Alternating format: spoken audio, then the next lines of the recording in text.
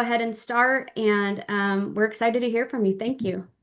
Well, thanks everyone for having me. My name is Hillary Goldthwait-Fowles. I am currently an instructional design specialist at the Kennedy Krieger Institute, which is a pediatric research hospital in Baltimore, Maryland, loose affiliation with Hopkins. I've been in the role for the past 4 years, and we're working on um, dissemination of information and various types of training for our employees, but also for parents and providers of individuals with various disabilities. So really making sure that the content that we're creating is accessible, but that also translates to our presence, right? You all are serving the disability community just as we are. And I always say, if you're going to talk the talk, you're going to walk the walk. We talk about making experiences accessible, but if we're missing some things, we're missing the mark. And there's a phrase that a dear friend and colleague of mine in the assistive technology world, Luis Perez, who works for CAS, which is the Center for Applied Special Technology, he says accessibility is everybody's responsibility. And I couldn't agree more. It doesn't mean that you all have to be experts. What it means, it's your responsibility to do the things that were missed before they were missed. And so part of that is just kind of knowing some overviews of what those steps are and where to go to get help and resources for those practices that are, best practices for you. And so if I could just get the ability to share my screen, I have a couple of things that I would like to share. But other than that, we'll get started. So one of the biggest things at Kennedy Krieger for us is, as I said, making not just our content, but all experiences accessible. So we also have a system-wide accessibility committee that's comprised of leaders in various sectors, ranging from digital accessibility to the physical space, so involving maintenance, engineering, all of those people for the physical aspects of the hospital, to social media. So I've spent some time working with our social media team on ways to make our content accessible. So I'm going to put a link in the chat first. And I don't know if I could still get screen. And Yeah. Hillary, I saw Anna give you the thumbs up. Do you Oh, want to yeah. try to I got it. share? All right, great. So this is kind of where we're going to do our bulk of our work, is this great site that I just love. It's Accessible Social, and I'm just gonna pop it right in for you. This is the Accessibility 101 part. And so what I love about this site is there's education and resources. So when you're in social media and you're thinking about accessibility, anybody that asks you on your social media team, well, why does this matter? I mean, we all know why it matters. It's just the right thing to do. We're talking about variability, we're talking about disability, and you're missing the people that you're trying to get to listen to your information or to hear your messages or to get the support that you're providing when you have social media posts that are not accessible. And that could be a bunch of different ways that they're not accessible, right? It could be that your reel on Instagram is so herky jerky that I need to go lay down because it's giving me a headache. Or the color contrast on your slide is not sufficient enough for me to read it. Or there's no alt text in an image and I just read it as an image, but there's all kinds of important information on office hours or how to get in touch with somebody, or there's a meeting I need to go to and I can't read the flyer and I didn't put it in the caption of the post. In fact, I filled my caption full of emojis and stickers and things that make my screen reader go berserk. So while they look good, they don't sound very good. And so you have to think about the different ways that people are going to perceive and operate and understand and use your content. So the biggest thing I think is caring. I love what the author says here. It's just caring about the people that you serve.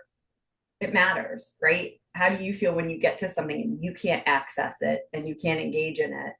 Imagine that being just all the time. That's frustrating. So caring about making sure that your audience can access, engage, and express. So meaning they can respond to your social media, they can engage in it, they're interacting with it, and they can just access it. Meaning, can I use my assistive technology to read it? Are captions accurate? Auto captioning is great, and AI's come a really long way. But the best captions are the ones that can be built in and they're accurate. And I'm not talking about the ones that are auto done on TikTok. I'm talking about the ones that are built right in. So when as we get into our time together in the next couple of sessions, I want to give you some tools to kind of help make that possible and talk about some of the major platforms. We all know that disability affects every one of us. We all could be disabled at one point in our lives, right? As people age, my hearing is not great. My eyes are terrible. Seriously, I have a vision impairment, so I am very, very, very, very, very, I mean, very myopic to the point that I'm going to the cataract doctor in next month to see if I'm eligible for surgery because I have some cataracts blooming. So I really struggle with visual access.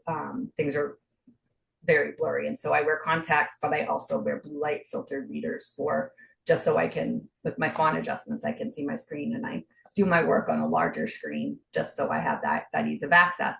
But that's knowing about myself, right? So we have to kind of do the same for our other people. And looking at the things that we do for accessibility while they're targeted and meant for people with disability, and we're starting with that and centering it rather than the opposite, which is, oh, oops, sorry. We're making this with intention first. So what we want to make sure is that while those are helpful and useful for people with disabilities, like Emily Ladau says in the quote on the page here, other people can access that might not have a disability, but benefit from those built-in supports, that benefit from native accessible posts.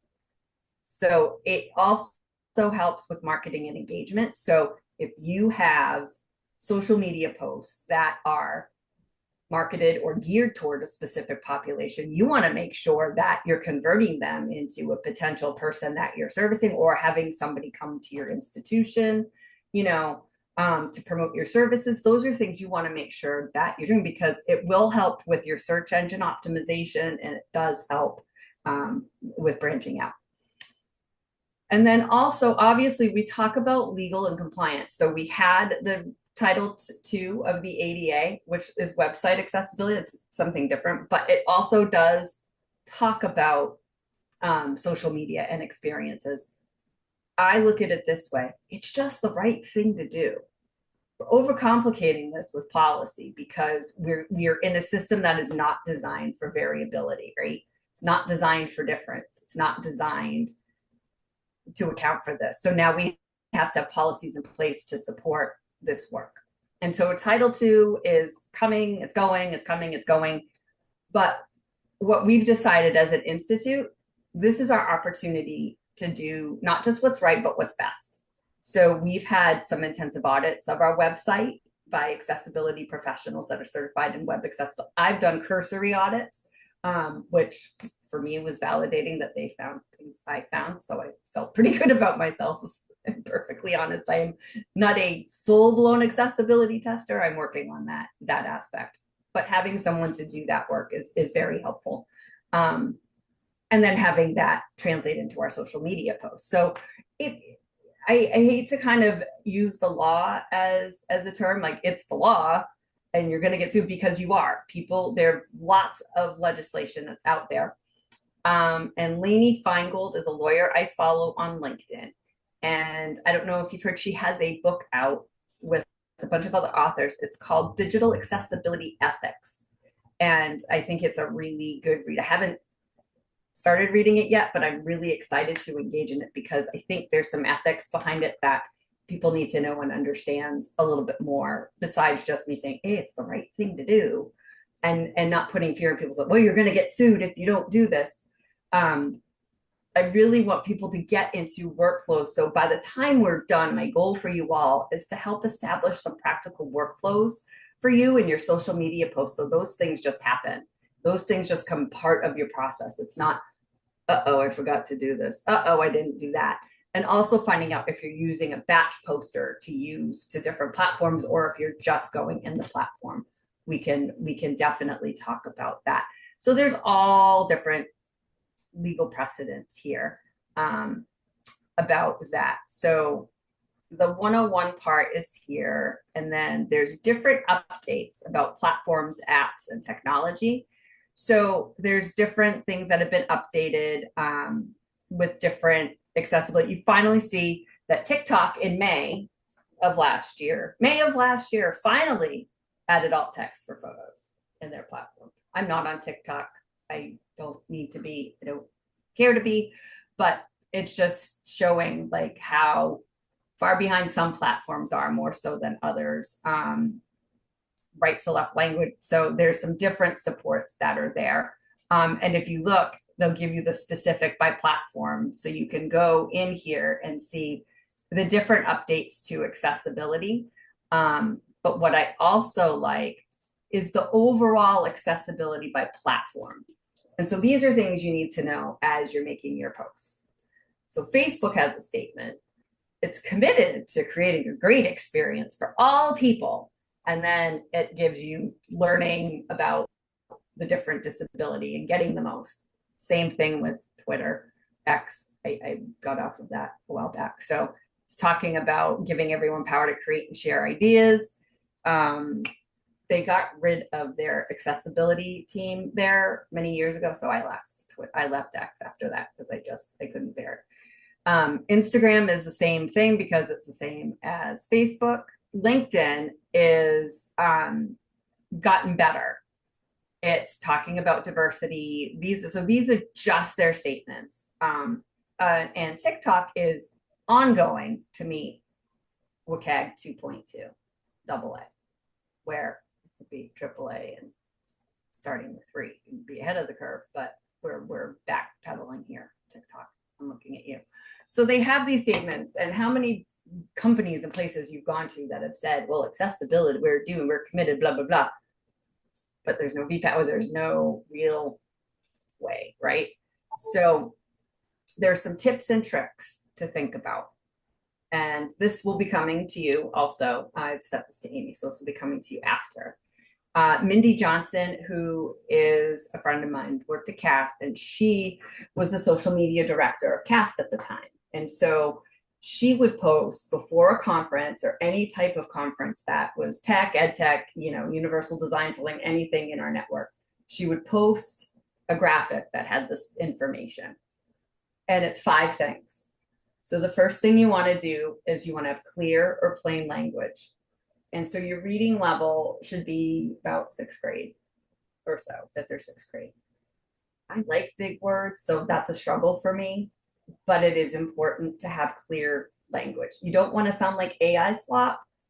You want to have some voice to it and tone, but you want to make sure that your message is clear. And then your hashtags, you want them to be camel case. And what I mean by camel case is those words are capitalized, as you can see in the camel case part here. I'm gonna make this a little bigger. So that camel case here is capitalized because if I have a screen reader and I'm reading it, it is going to read it camel case. If I have a screen reader and I don't have these capitalized, camel case, it reads really wonky. So all of your hashtags should be camel case. Image descriptions are alt text, so your images should have alternative text in them. You could also have a description of what that image is for someone that might not understand nuance or the context of that image, of what that image is trying to convey. So you can kind of do a both and there. We also want to make sure that we're using closed captioning on our videos, and where we need to audio descriptions, which is a little tricky for social media. And that's a next step that we're trying to work on. And then the last part are your bit.ly link shorteners. So any links that you have, like come register here, and you paste a long link, oh my goodness, the screen reader is going to read that. And then I get really confused visually when I see a really long link. I'm like, I don't know where to click or where to go. So those short links that reference in the bit.ly in that short link what they're clicking to. So it might be bit.ly-KKI register or bit.ly-accessible social or whatever it is that you're promoting. You can make sure that that's shortened. So those are the big five that we're going to focus on. Is making sure our language is clear and it's plain, that our hashtags are appropriate with camel case, or sometimes they call it Pascal case. You have your images described, that alt text. If you're looking for the model of alternative text for images on social media, I'm going to show you in a minute. And then closed captioning, we want to make sure we have that, and then our link shorteners. So those are things that are super important. How do we do that?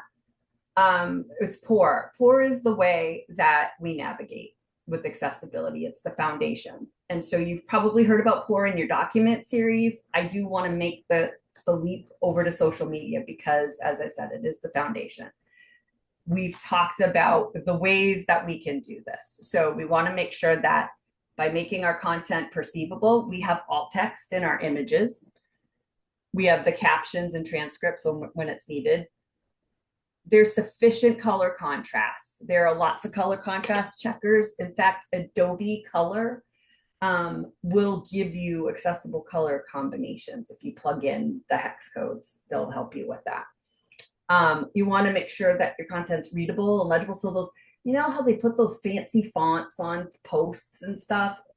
No, please don't do the fancy fonts. They're yucky. I mean, they're pretty, but they're yucky for an accessibility standpoint, or for somebody with dyslexia who's trying to read it. It's not great. And that, remember, color alone doesn't convey meaning. So if I have something that's a yes and a no, I might have yes and green with the word yes. I'm not just using color to convey that meaning, but I have the word yes and I have the color. So we don't want to just use color for meaning, because we have someone who is colorblind or has issues perceiving color. We just want to make sure we have multiple means for that. If you are using hyperlinks for operable, again, we want to use those short links, and that if you don't have to worry about keyboard function and things like that, that's more for documents and websites. But understandable, that design, your design's consistent. You've got a lot of branding from your university and your programs. Make sure those logos are accessible looking. You can really see them and they've got good detail. And that we've got plain language. And if you have multiple languages, make sure you're identifying those languages. Hillary, can I Yes. pause you for 1 second? I know you have a visual that talks through this, and you might see that on your end, but we don't see it on ours. Are you doing the POUR, that improve content accessibility with POUR? Thank you. Thank Yeah. you. And then just so everyone knows, we did provide links in the chat with each of these visuals too. So I just wanted to say that. But yeah, we aren't seeing that. Yep, that's exactly what There I we thought. go. I like Yes. I can see it. So Thank you. this is what you'll see when you get some of your content, when you get this back. So you will get this. So we were on robust. You will want to make sure that you're checking and testing for accessibility. So making sure that those fields are present before you post, before you hit publish, that you have got all of those things, and that makes the POUR horrible. This first page just gives you an overview of what POUR is. So this helps in education with other people as just foundational accessibility, whether you're doing social media or otherwise. This resource really helps overall to give people an understanding of why we care about perceivable, why we care about operable, why does understandable matter, and why does robust. And then here are some ways that we make that happen. And so that is something that is really important. One of the biggest parts, though, in alt text, I'm going to show you the decision tree first, and then I want to show you an example of really cool alt text that I enjoy, because I look at it as the model for alt text. So can everybody see the next file? Great, thank you. All right. So this is just this is a document decision tree. And so somebody at Kennedy was like, I'm not sure what context or what ways I need to alt text. This can be not just social media. This can be on websites, any content that you're creating, documents, spreadsheets, websites, PowerPoints, whatever. So does your image have text in it? Yep. If it is, but the text is also there as the same thing, you don't need to alt text it. Mark it as decorative, because what you have in the alt text in the caption, that text, if it's the same as in the image, you don't need to alt text it. Okay. If it's just visual and I'm not getting any meaning, or it's just pretty, it's decorative. If it has a function, like an icon, like a print icon or a go-to icon, state that function, right? It's not decorative. It's telling somebody something. And if it's not present, if the text isn't present otherwise, you're going to include that in the alt. If it's not, if the image doesn't contain text, we're going to go to the next question, because there's decisions that we have to make. Do you use the image in a link or a button? Yes or no? Does it contribute meaning to the current page or context? If it's yes, you want to do a brief description. If it's a simple graphic or paragraph, so a brief description like doctor examining a patient. If it's a graph or complex information, include the information contained in the image elsewhere on the page and provide brief. Graph showing patient recovery rates. And then in your caption, you would say the patient recovery rates are blah, blah, blah. So you're giving what the graph means. If it's redundant to the real text nearby, you're marking it as decorative. So meaning if I already have that in the caption below, it's decorative. Again, if it's just decorative, not intended, it's the same thing. But if it's not clear, there's a link here that we can go to, which I will reshare because it jumps. So this is the Web Accessibility Initiative Alt Text Images tutorial. This is a little bit more deeper. So if you want a deeper dive, know that that's there for you in those files. So the last thing I want to do is show you on LinkedIn, because I'm on my work computer. My work computer doesn't like other platforms.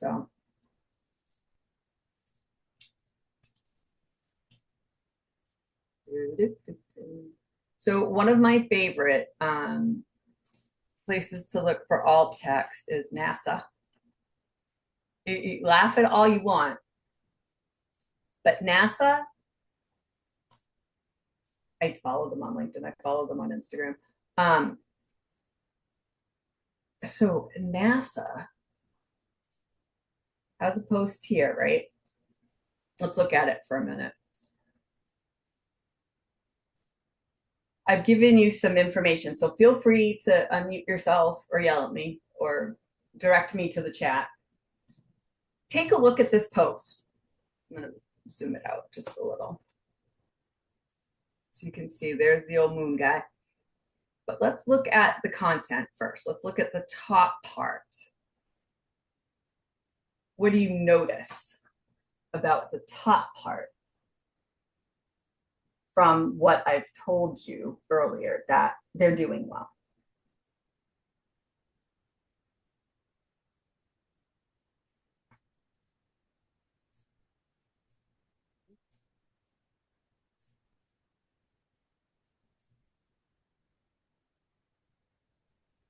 It's really easy to read with the spacing in there. So like it's pretty set. Like right, Amy, there's white space. There's sufficient white space between the ideas. So I have time to think about them. they also seem like they're short sentences. So probably that reading grade is probably there. Clear language.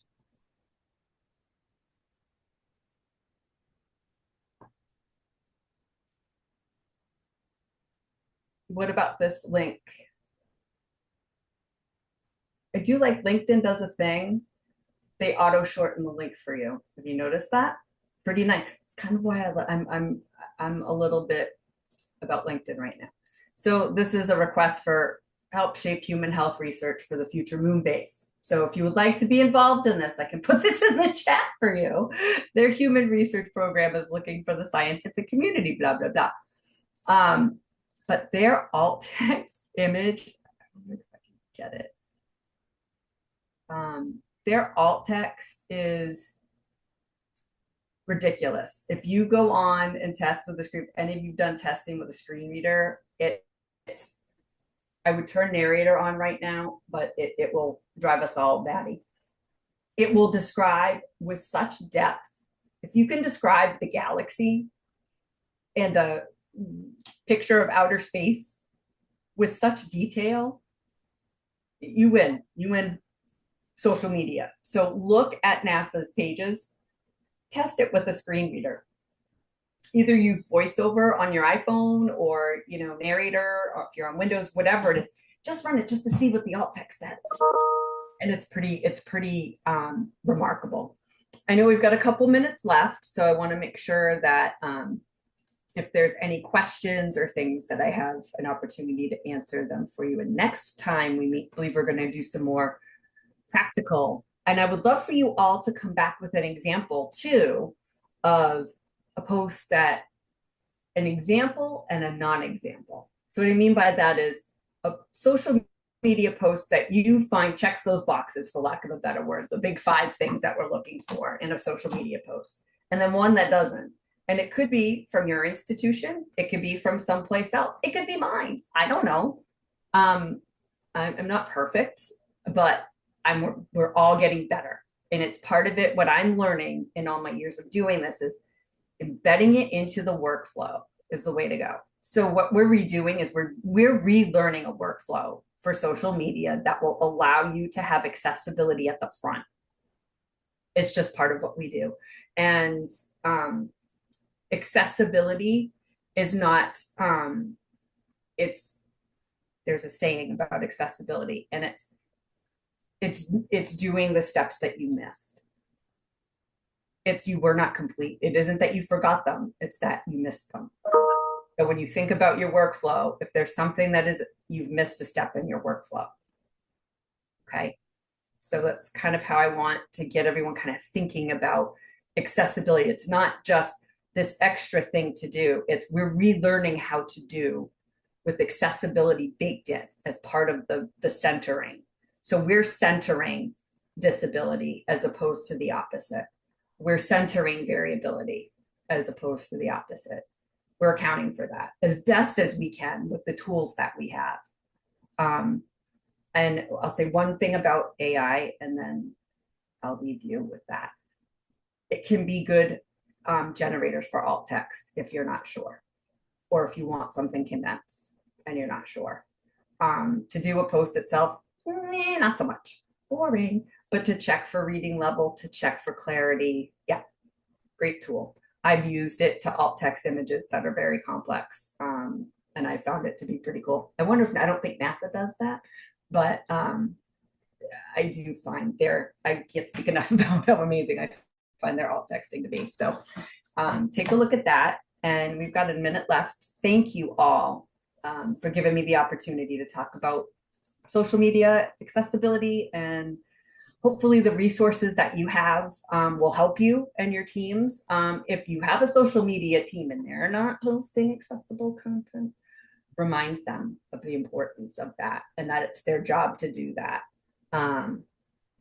We are all doing the best we can. And that's what matters, right? We're really trying to make this world a better place for all of us. And the biggest part of that is just recognizing our common thread, and that's our humanity. And so by creating accessible posts on social media, that's one way you can do that. The work that you're doing is another huge way you're doing that. So thank you all for your time and your attention, and I'll see you guys next month. Thank you, Hillary. This was fantastic. Miranda did put in the chat our upcoming next meetings. And so September 17th will be the next time that we get together. These meetings happen the third Thursday of each month from noon to 1 Eastern. And then following that, October 15th will be the follow-up that we do. So we really try to kind of scaffold with these. So we hope that you can join us. If you're not able to, we will record them and you can check them out that way. And then again, in November, we'll be having a meeting for the AUCD conference. So thank you all for jumping on today, and we look forward to seeing you next month. Thank you, guys.